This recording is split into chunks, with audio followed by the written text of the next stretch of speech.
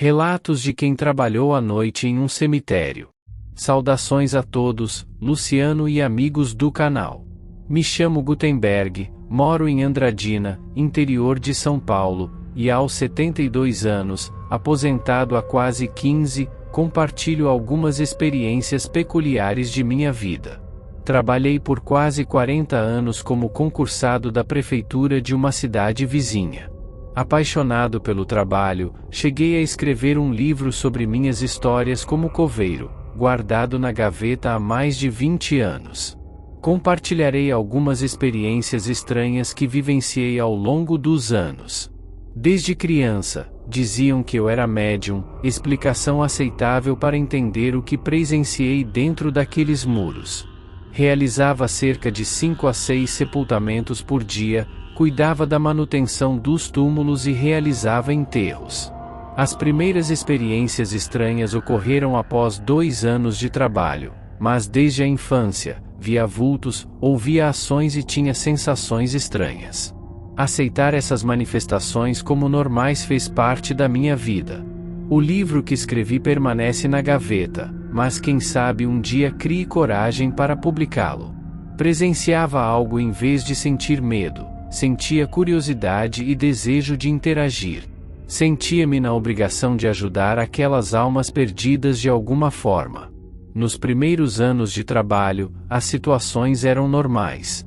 Uma situação inusitada ocorreu durante a manutenção de um mausoléu de uma família importante na região ligada à política da cidade. Devido ao vandalismo noturno, alguns mausoléus eram trancados à chave, e esse era um deles. Enquanto trabalhava, ouvi um assovio vindo do lado de fora, próximo ao basculante com vidro quebrado. Ignorei inicialmente, pensando ser uma tentativa de assustar. No entanto, o som persistiu e parecia vir de dentro do mausoléu. Ao investigar, vi ninguém do lado de fora. Perguntei em voz alta se alguém queria se comunicar, e o assovio respondeu, seguido por uma tremedeira em minha mão direita. Sem susto, deixei-me levar. No túmulo ao lado, vi um menino com uma bola antiga, assoviando como se chamasse alguém, por cerca de 5 segundos. Fui à administração, peguei uma vela e acesa, coloquei-a no túmulo de Roberto, que morrera aos 8 anos, há 40 anos. Em outra ocasião, ao cavar uma sepultura, senti uma mão tocar minha cabeça de dentro do buraco. Ao olhar para cima, ouvi meu apelido de infância, Berguinho. Saindo do buraco, vi uma senhora velhinha sorrindo, pedindo para consertar o vaso de margaridas quebrado por seu filho. Feliz por ajudar, retornei no dia seguinte com um vaso novo e um buquê de margaridas frescas. Prendi ao túmulo com argamassa, sentindo uma alegria inexplicável, misturada a emoção e felicidade, levando-me às lágrimas. Um caso marcante foi o de uma jovem sentada em um banco próximo à quadra chamada de Classe A. Cheguei pela manhã, e ela já estava lá, lendo um livro. Ponto aberta, no colo, lendo. Eu trabalhei o dia todo, e sempre que passava por lá ou ficava próximo, ela estava lá sentada. Já vi muitos jovens, conhecidos como góticos, que gostam de se reunir em cemitérios ou mesmo aqueles que vão sozinhos para ler e ouvir música. Pensei que fosse o caso e a deixei ler em paz. Próximo às 6 da tarde, hora do fechamento, percebi que ela ainda estava lá. Como ninguém pode permanecer após o fechamento, fui até lá pedir que saísse. Ela me olhou com surpresa, como se não esperasse que eu fosse falar com ela. Pediu desculpas e disse que precisava ir embora. Perguntei se estava bem, se queria que chamasse alguém, mas ela recusou. Caminhamos até o portão, e ela explicou que às vezes se sentia confusa, como se fosse sonâmbula, sem lembrar como chegou ali. Ao chegarmos ao portão, agradeceu e saiu. Fechei o portão e, indo para o vestiário, um amigo perguntou surpreso por que eu havia voltado. Expliquei que estava acompanhando a moça para fora do cemitério, e ele, confuso, disse que não viu ninguém. Luciano, muitos imaginam que é à noite que os espíritos perambulam pelos cemitérios. Em algumas ocasiões, Trabalhei à noite, e apenas uma vez vi algo estranho.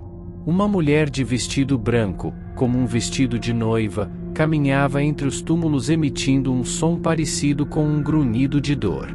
Ao pensar em segui-la, ela virou a esquina de uma quadra e desapareceu. Essa foi a única experiência noturna, as demais ocorreram durante o dia. Brinco que no cemitério há almas perdidas, não vampiros, desmistificando a ideia de que só à noite se pode ser assombrado. Não esqueço o dia em que 2 crianças, deixadas sozinhas pelos pais, morreram de fome dentro de casa. Os pais, usuários de drogas, saíram para comprar, morreram atropelados, e as crianças ficaram trancadas, sem água e comida, por 3 dias, sendo encontradas apenas devido ao forte cheiro. Durante o sepultamento, a avó das crianças se jogou na cova, desejando ser enterrada com elas. A comoção fez o sepultamento se estender até tarde, com parentes relutantes em sair. Ao chegar cedo no dia seguinte, deparei-me com a bagunça e precisei arrumar tudo para o sepultamento programado. Ao entrar no refeitório, percebi que alimentos haviam sido roubados. Surpreso, tranquei a porta novamente. Ao chegar na cova das meninas, encontrei sacos de biscoitos vazios e farelos de macarrão espalhados pelos túmulos. Instantaneamente, vestígios de leite em pó, tudo que havia desaparecido da despensa e da geladeira, estava agora espalhado. Foi a primeira e única vez que compartilhei com meus colegas sobre esses eventos. Ninguém sabia das coisas que eu podia ver e sentir, pois não me sentia à vontade discutindo coisas sem prova. Mas desta vez, o que aconteceu não era algo revelado apenas para mim, era um fenômeno que qualquer pessoa poderia testemunhar, bastando olhar para as coisas espalhadas e lembrar que as pobres meninas morreram de fome e sede. Mesmo assim, alguns colegas duvidaram, insinuando que eu tinha causado aquilo por medo espalhado. Entre os funcionários, decidimos levar 2 pedaços de pão diariamente para deixar sobre o túmulo delas, garantindo que nunca mais passassem fome. Depois disso, a comida nunca mais desapareceu do armário. Para concluir este relato e não prolongá-lo demais, vou contar algo que testemunhei com um amigo chamado Antônio, que trabalhava há muito tempo no mesmo cemitério. Estávamos cuidando de um canteiro de flores perto da administração, pois queriam transformá-lo em um jardim com bancos e árvores para receber melhor os visitantes no dia de finados. Já passava das 9 horas da noite quando notamos uma luz brilhante no final da quadra próxima ao muro dos fundos. Apesar de acostumado com esses fenômenos, meu amigo Antônio estava aterrorizado. As luzes diminuíram e, em seguida, começamos a ouvir estalos como se alguém estivesse pisando em galhos secos, bem próximo de nós. Antônio, assustado, jurou ter ouvido alguém chamá-lo pelo nome. Enquanto eu tentava tranquilizá-lo, uma figura de um homem negro com cabelos e barba brancos apareceu, pedindo um cigarro. Antônio, ao se deparar com essa imagem, gritou de pavor. A figura desapareceu, mas Antônio não quis ficar mais um minuto, contando a história para todos no dia seguinte. Mesmo confrontado, eu preferi não confirmar a história, pois algumas verdades as pessoas não estão prontas para ouvir na manhã seguinte. Antônio não apareceu para o trabalho, e ninguém sabia de seu paradeiro. A atmosfera no cemitério tornou-se densa, como se algo sinistro pairasse no ar. Curiosamente, os estalos noturnos persistiam, acompanhados por sombras fugazes que dançavam entre os túmulos. Rumores começaram a circular entre os funcionários, sugerindo que Antônio havia sido levado pela figura misteriosa. Alguns diziam ter avistado sombras movendo-se no escuro, sussurros ininteligíveis preenchiam o ar noturno, e a sensação de que algo além da compreensão estava à espreita tornava-se palpável. As luzes brilhantes voltaram a piscar, desta vez com uma intensidade ainda maior, como se o cemitério estivesse envolto em uma aura sobrenatural.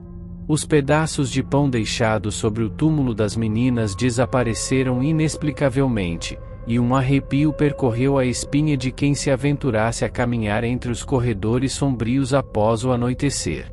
Ninguém ousava falar sobre o que acontecerá com Antônio, mas a sensação de que o cemitério guardava segredos sombrios persistia. A figura do homem de cabelos brancos tornou-se uma lenda entre os funcionários, e as histórias sobre encontros noturnos e sussurros sobrenaturais se espalharam como fumaça entre as lápides. E assim, o cemitério, agora envolto em mistérios, permaneceu como um lugar onde os vivos evitavam ir à noite, temendo o desconhecido que parecia governar aquele local.